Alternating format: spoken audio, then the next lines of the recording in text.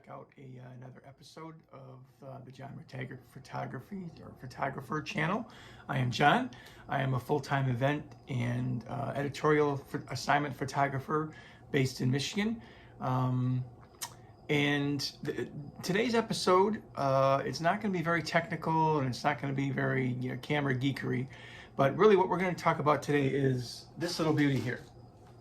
This is my favorite Fuji camera, my favorite Fuji lens, and my favorite Fuji setup. And it has been for quite some time now. So, and this of course is the X Pro, the original X Pro one, and the Fujifilm XF 35mm f1.4 lens. Now, I will say before we start out here, just for disclosure's sake and to get this out of the way, this is not, for the most part, what I use on paid work. At least paid events and editorial assignments. Very, very rarely. I will, however, use this for portraits. In fact, I love it for portraits, for reasons we'll get into later. But so it is not my workhorse camera. I'm not going to sit here and tell you it's not. I have an X-T3 and some zooms. Anyone that listens to the channel kind of has an idea of what's in my bag.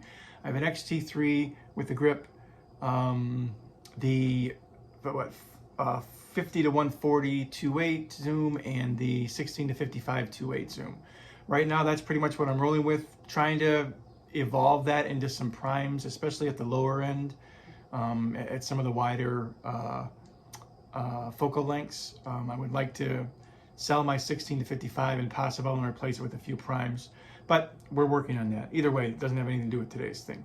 But this is not what I shoot my events with. It's my backup camera for those which, God willing, knock on wood, won't have to use them unless something happens, which my Fuji's not, have been pretty durable at this point.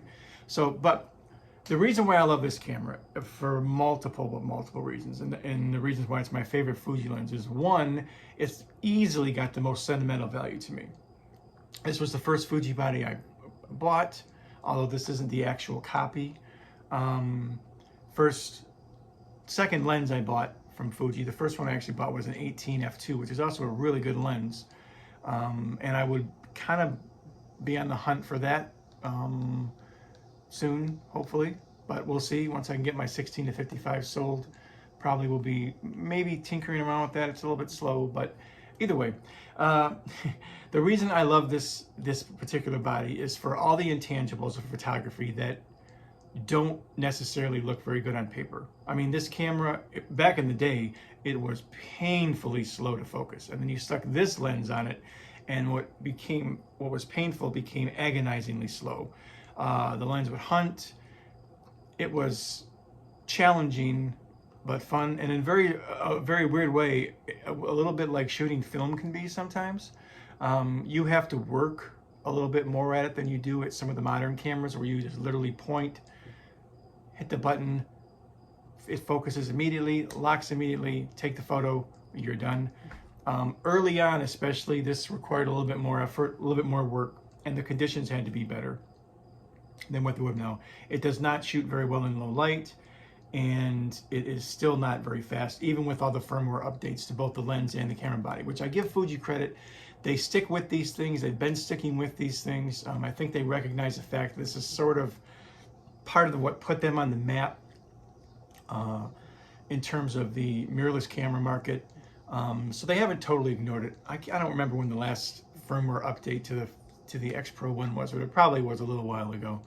But that's okay. It works fine now.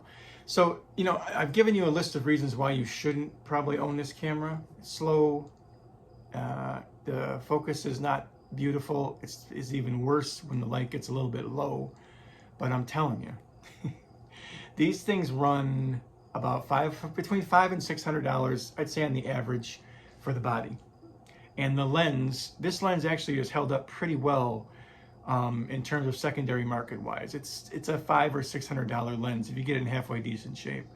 And these are not delicate, but I think they're not quite as durable maybe as some of the more modern lenses from Fuji in particular. It's not weather sealed at all. None of this is.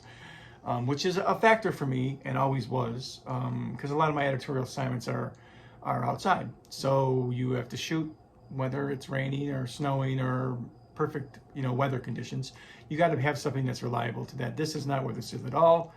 The battery life is not great, even compared to some other Fujis. To me, I have not had the same sort of staying power with the batteries.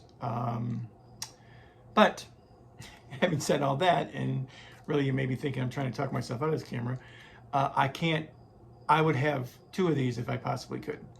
So, and the reason why is it's just kind of an experience. It's not really a camera. It's more of an experience when you shoot it. And the files are unreal. I mean, I know Fuji's made tons of improvements to the X-Trans sensor, but I'm telling you, there is something about the image quality of the original X-Trans. Until you've experienced it, maybe many of you might have had an XC1 or maybe one of the original X100 series bodies. All of them essentially, for the most part, have the same output or same sensor. I believe they're the same processor too. But there's something with this particular body that I love. It's the feel of it. I have a little, the Fuji grip on here. I think it's the Fuji one. It might be a third-party one now that I think about it. But the little hand grip to make it a little easier. And of course I can deck it out with the little soft shutter release buttons, and you can do all that kind of stuff. There's a thumb. I have a thumb thing around here somewhere, but I don't really use it that much. It kind of gets in the way a little bit on this body. But either way, I take this camera, or pick this camera, because it's me. Like, and that's something about Fuji that I absolutely love. And maybe some of you feel the exact same way. They are the best, them and Leica are the best reflection of a photographer's character and personality than any camera I've ever been around or experienced, or any person that I've ever been around. They really, really, really speak to you, or can speak to you. I mean, look, aside from this vintage feel, which Fuji's done a great job actually of keeping that in all their camera bodies, it does have that look of an old-time rangefinder camera. I love the square lens hood on this thing.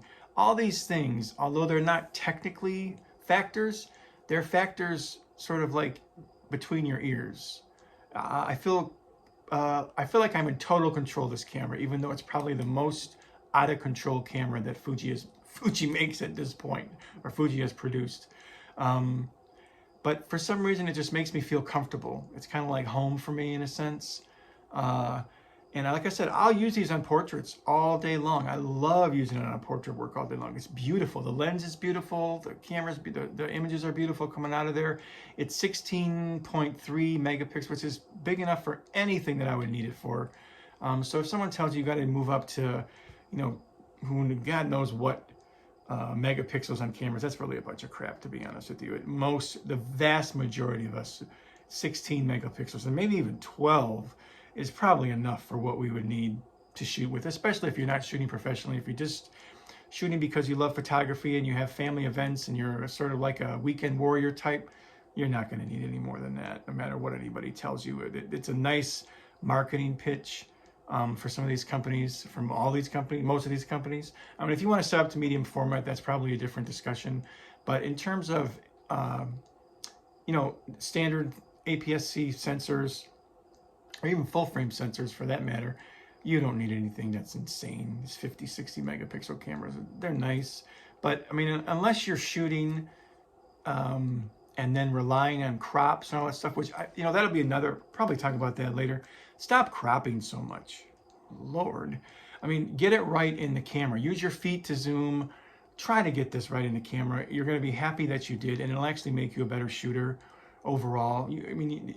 Part of the art of shooting is seeing the photo in your mind and then translating that thought into the viewfinder here and then hitting the button.